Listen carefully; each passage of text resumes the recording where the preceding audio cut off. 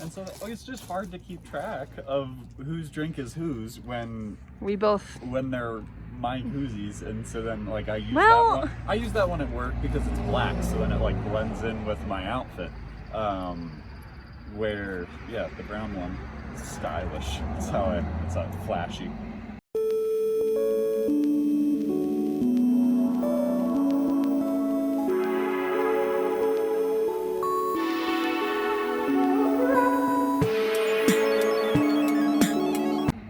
But yeah, no, we came to my parents' Airbnb, came to pick them up. And now we're gonna drive out to Carlsbad. Well, we're gonna stop at gas first, and then we're gonna go to Carlsbad. Entering Carlsbad Caverns National Park. You wanna go to the RV park? No. Okay. They started adding steering wheels into cars, and so they don't just go straight anymore.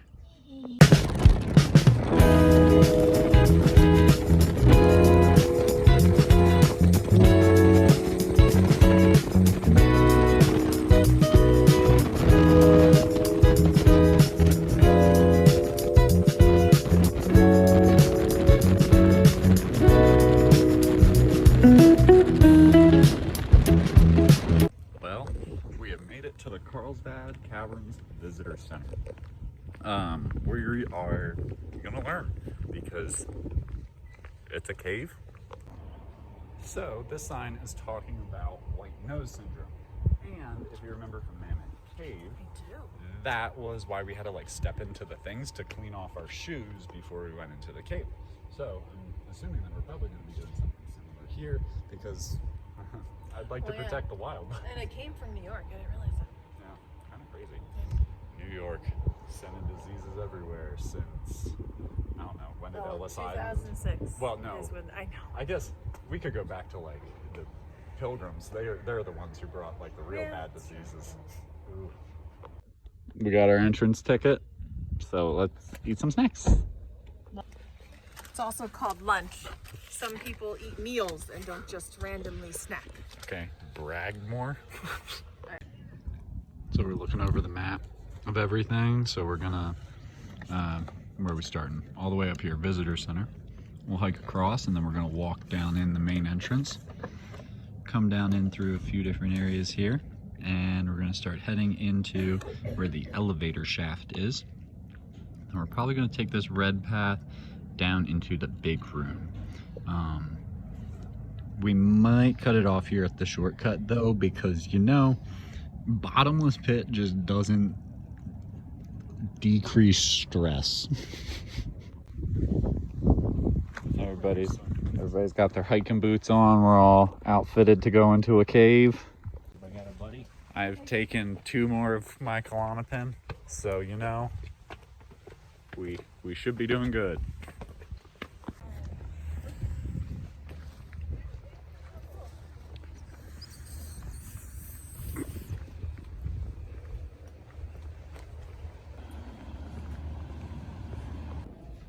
So we're in the museum now, and this is kind of talking about how it was an inland sea, mostly like sponges and stuff like that.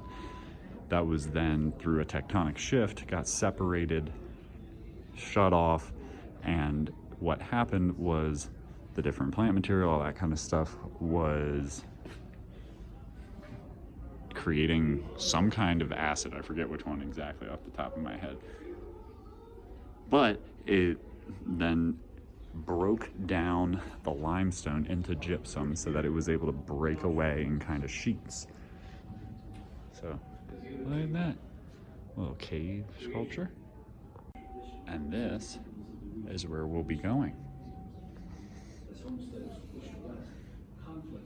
Whoa, crazy. That drops down real low into the lower cave. We won't be going into this area over here. Instead, we'll start here at the visitor center, walk across, and then we'll begin descending down through the natural opening of the cave, come down here, loop around, and head down into this main area. This main area also gives us access to the elevator to get back out, but then we're gonna continue down this way can get to explore everything, including the area over here by Stacy and Greta. That is the big room. Big room? Yeah. All that stuff there. Yeah, and then we're going to shortcut there to avoid this area. Pit of despair? No, that's the bottomless And pit. there's definitely a bottom, but this is labeled as the bottomless pit on the map. So that would be Mirror Lake, I guess. Are there monsters in the cavern? True or false? Nothing lives in the cavern. False. It gets completely dark in the caves. True? Yeah, it should. Yeah. Water in the cave is good to drink. No. False. It's often too pure. I'm just gonna go with the pattern and say true.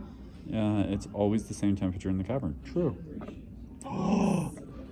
More stable. Even though it's stable in the surface temperature, it does vary in different locations in the cave. Okay, well, I guess that makes sense. If we're talking about the lower cave versus the upper cave. Whatever. Come on, people. Bad question.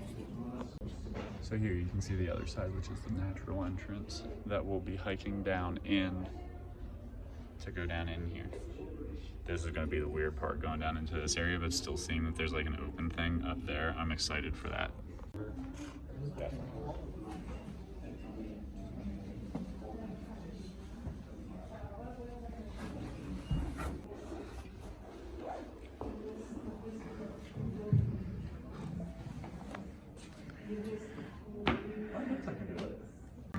The journey has begun. We've descended. It's like, yeah, but like there's a camper up there in that one parking lot, like a little swing out guy. Yeah, I got a map. I think my map only works in the cave though. So we got our ranger briefing. We are about to head down on the trail. Ooh, so the area that we're actually walking into is the Bat Flight Amphitheater. So this is where you can sit to watch all the bats go out through the hole.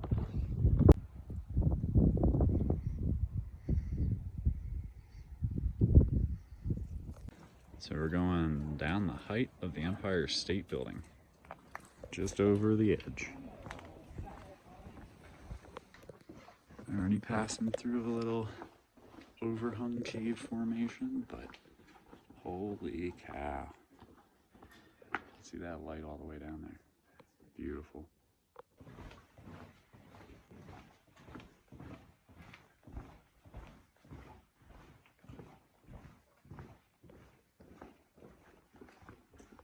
So the sign is telling us about Jim White, the guy who discovered it. He discovered it when he was like 16. He was a teenager, and he came back the next day with a ladder he made out of fencing wire and sticks.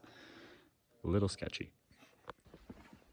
The hole up there is where we came in.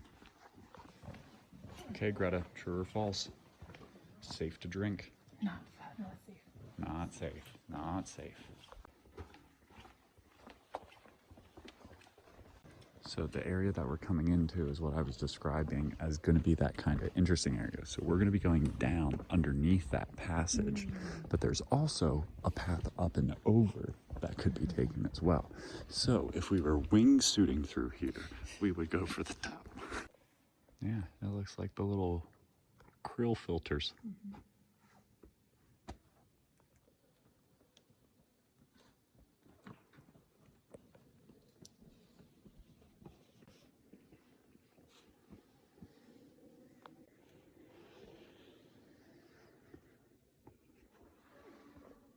This is the Green Lake Room. It's got a crazy pillar going on back in there. You could set up like a whole little like playground here. Got plenty of space. Oh man, a slide from up there coming down here. Be pretty sick. We are now in the big room. This big. So this one is called the Top of the Cross. And there's a little viewpoint here, so we're just gonna walk out. Good news, that big pit over there, it's not bottomless. It's just 140 feet to the bottom. So, just a bumpy fall. So we're headed over here to kind of see what the lunchroom is, because once again, we're pretty far underground. But yeah, got a little visitor center kind of gift shop thing going on. Oh, they got some more stuff going on back there. Cool. There you A little setup. go. I think those numbers are in feet though. What numbers? Those numbers. Yes. You're correct.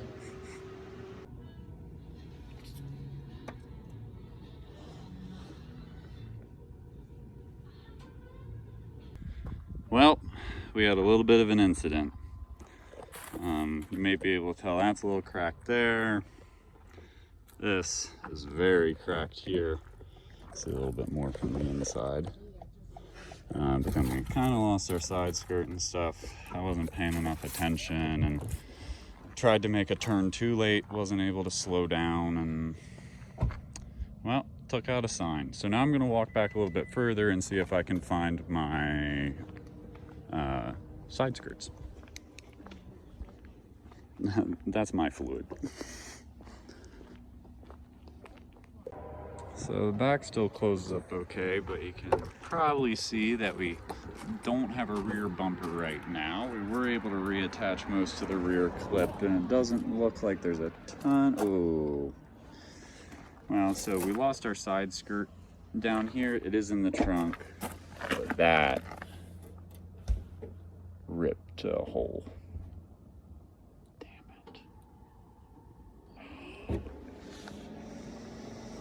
Well, we also got a little bit of scraping here and some scraping there.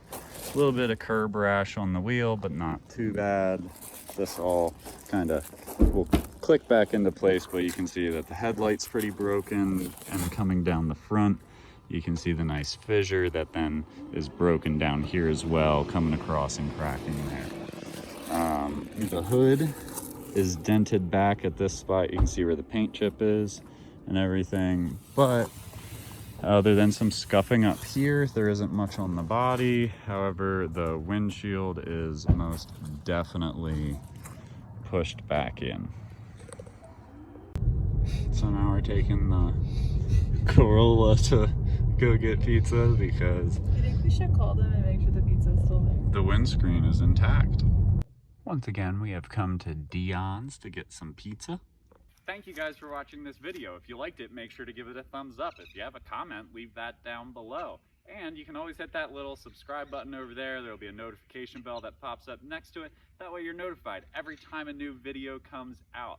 Also, there will pop up a thing here that you could subscribe that way, and YouTube will suggest 2 videos that they think you'd like. Thank you guys so much for watching this video, and we'll see you in the next.